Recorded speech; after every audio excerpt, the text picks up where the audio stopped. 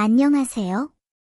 오늘은 다소 충격적일 수 있는 내용에 대해 말씀드리고자 합니다. 화면에 보이는 첫 10년은 저축하고 평생 놀기만 한 사람과 첫 10년은 놀고 평생 저축한 사람, 둘 중 어느 쪽이 더 돈을 많이 모았을 것 같으신가요? 결과부터 말씀드리자면 91억과 56억으로 거의 2배가량이나 차이가 나게 되는데요. 여기서 91억을 번 사람은 첫 10년만 저축하다가 평생을 놀기만 한 사람이고 56억을 번 사람은 10년만 놀고 평생을 저축한 사람입니다. 놀라운 결과인데요. 이번 영상을 통해 우리가 지금 저축의 골든타임을 지나고 있다는 점과 첫 10년간의 저축의 중요성에 대해 알게 되시길 바라며 10년을 투자해서 평생을 바꾸는 투자자가 되시길 기원합니다. 먼저 첫 10년 동안 저축하고 평생을 놀기만 한 투자자부터 보겠습니다.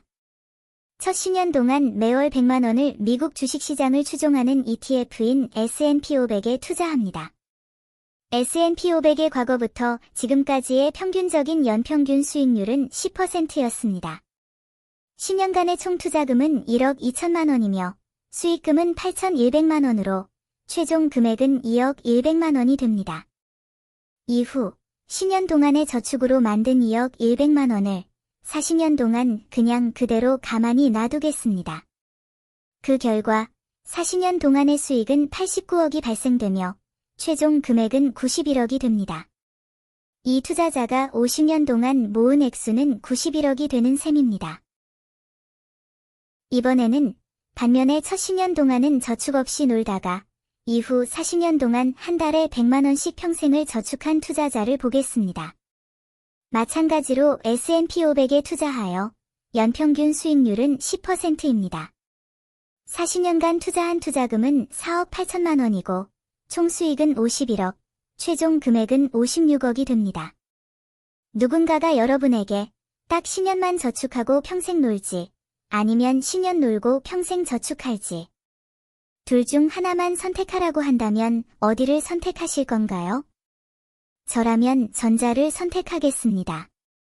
처음에 조금 고생하더라도 평생이 속편한 게 더 좋으니까요. 게다가 전자가 훗날 모은 금액이 거의 2배나 더 높다는 건 덤입니다. 추가적으로 더 충격적인 내용도 있는데요.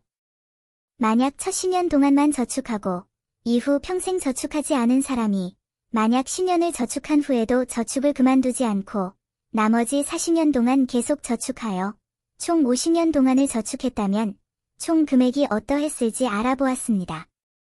결과는 147억이 되는데요. 이는 10년 저축 후 40년 논 사람과 비교해서 56억 차이가 나는 금액인데요. 40년 동안 저축해서 번 금액보다 첫 10년 저축해서 불어난 금액이 거의 2배나 더 크다는 결과가 나옵니다. 즉, 첫 10년 저축이 이후 40년 저축보다 더 중요하고 자산 형성에 기여하는 비율이 훨씬 크다는 의미입니다. 저축을 늦게 시작한 사람 입장에서는 다소 불합리하다고 느껴질 정도로 초기 저축의 효과가 너무 크네요. 어떤가요?